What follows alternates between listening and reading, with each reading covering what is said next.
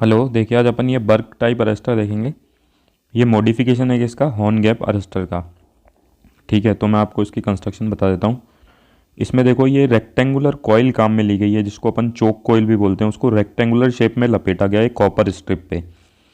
अब इसको rectangular shape में क्यों लपेटा गया है ये मैं आपको थोड़ा सा आगे बताऊँगा। ठीक है, क्योंकि एक मैग्नेटिक ब्लोन आउट इफेक्ट होता है इस रेक्टेंगुलर चोक कॉइल का। अब इस रेक्टेंगुलर चोक कॉइल के में अपना लाइन करंट फ्लो करेगा, और जैसे ही लाइन करंट सेंटर से पास होता हुआ किस में चला जाएगा, अपना लोड में। ठीक है, अब देखो अपना ये जो चोक कॉइल है, इसका जो पहला ये जो साइड है, ये अपना एक्ट करेगा एज वन हॉर्न, एक हॉर्न की तरह एक्ट करेगा। आप देख सकते हो ये हॉर्न इमेजिन करो, सिर्फ अगर यही लाइन होती तो हॉर्न गैप की तरह दिखता। ठीक है, और फिर उसके बाद अपना आएगा मेन गैप। ठीक है, मेन गैप के साथ ये दूसरा हॉर्न, और ये जो मेन गैप है, अगर यहाँ पे स्पार्क आया तो वो सीरीज रेजिस्टेंस के थ्रू होता हुआ किस में जाएगा, डायरेक्ट ग्राउंड में। ठीक है, उसके बाद अपना इसमें एक ऑक्सिलरी गैप भी होता है। ठीक है, अब ये देखो आप वापस से ये दो हॉर्न्स बन गए। ठीक है, इसके बीच में है ऑक्सिलरी गैप। अब ये ऑक्सिलरी गैप बिना किसी रेजिस्टेंस के डायरेक्टली अपने किससे कनेक्टेड है, ग्राउंड से। तो ये इसकी सिंपल सी कंस्ट्रक्शन है। ठीक है, तो मैंने यही चीज़ें यहाँ पे लिख रखी है, जो मैं आपको एक बार रीड करके भी बता देता हूँ। Triangular choke coil would wound from copper strip, one side of the coil being used as one of the horns। जैसे कि मैंने आपको बताया, ट्राइंगुलर चोक कोइल को कॉपर की स्ट्रिप पे बाउंड किया गया है, और ये जो ट्राइंगल की वन साइड है उसको ऐसे यूज़ किया गया एज अ वन हॉर्न। ठीक है, आप ये देख सकते हो as a one horn used किया गया है। ठीक है, फिर देखो line current passes round the triangular reactance coil and from the centre of the latter goes away to load. ठीक है, जैसे कि मैंने आपको बताया था, लाइन करंट किससे पास करेगा, अपना इस ट्राइंगुलर रेक्टेंगुलर कॉइल से, और फिर इसके थ्रू होता हुआ कहाँ पे जाएगा, अपना यहाँ इसके सेंटर के थ्रू होता हुआ अपना किस में चला जाएगा, लोड में। तो ये चीज़ मैंने आपको बता दी। तो फिर मैंने आपको बताया था, जैसे मेन गैप में एक series resistance and there is also an auxiliary gap which is connected direct to the ground, ये मैंने आपको बता ही दिया था।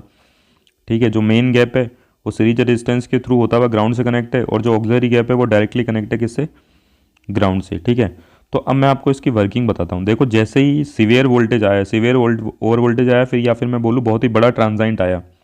ठीक है ना, तो क्या होगा कि जो मेन गैप और ऑक्सिलरी गैप दोनों क्या करेंगे, स्पार्क कर जाएंगे। ठीक है, क्योंकि वोल्टेज इतना ज़्यादा है, और जैसे ये स्पार्क करेंगे तो करंट के पास ये रास्ता है कि वो सीधा यहाँ से होता हुआ किस में चला जाए, ग्राउंड में, और उसको कोई सीरीज रेजिस्टेंस के थ्रू होते हुए नहीं जाना पड़ेगा। लेकिन जैसे ही क्या हुआ, अपना आया सीवियर वोल्टेज से थोड़ा कम वोल्टेज आया, तो पहला स्पार्क गैप तो फ्लैश ओवर कर जाएगा। ठीक है, लेकिन ये दूसरा नहीं कर पाएगा क्योंकि इतना ज़्यादा वोल्टेज नहीं है। अब करंट के पास यहाँ पहुँचने के बाद एक ही रास्ता है कि वो इस सीरीज रेजिस्टेंस के थ्रू होता हुआ ग्राउंड में जाए।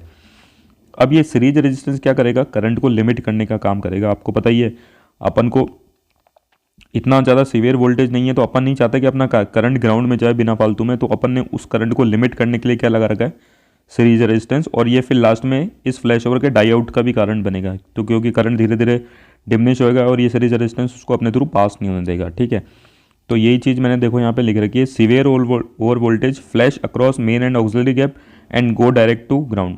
जब सीवियर वोल्टेज आया तो वो मेन और ऑक्सिलरी गैप दोनों को स्पार्क कर जाएगा और सीधा ग्राउंड में जाएगा।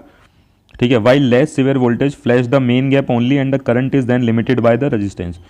जो लेस सीवियर गैप होगा वो सिर्फ मेन गैप को स्पार्क कर पाएगा, और फिर मेन गैप से होता हुआ सीरीज रेजिस्टेंस के होता हुआ सीधा किस में जाएगा, ग्राउंड में। अब देखो उसकी वैल्यू भी लिख रखी है कि वो 33 किलो तक तो 4 एम्पियर तक लिमिट कर देता है, और 66 किलोवाट पे 2 एम्पियर तक लिमिट करता है।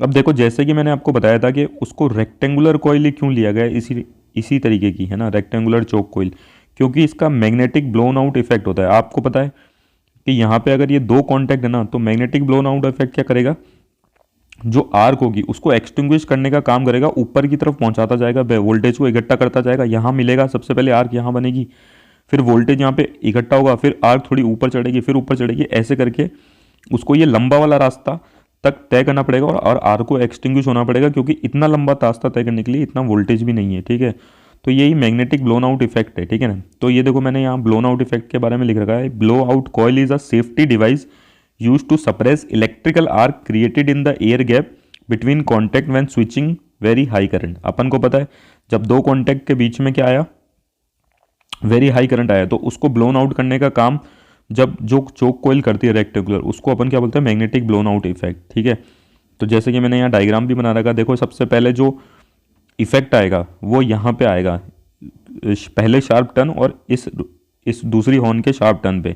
लेकिन जैसे यहाँ पे वो होने लगा आर्क बनी, तो वोल्टेज यहाँ पे पाइल्स अप होगा, मतलब इकट्ठा होगा, फिर दूसरा और ऊपर चढ़ेगा, ठीक है।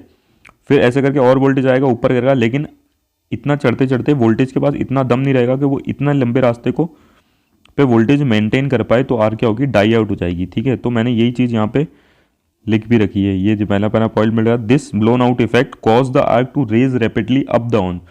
ये ब्लोन आउट इफेक्ट क्या करता है, आर्क को क्या करता है कि भैया वो ऊपर से ऊपर चढ़ती रहे। दूसरा ये पॉइंट लिख रखा है, ये आप देख सकते हो, वो जो मैंने आपको बताया वही है। फिर ये वाला पॉइंट भी वही है। तो ये था अपना इसके बर्क टाइप अरेस्टर के बारे में। Thank you.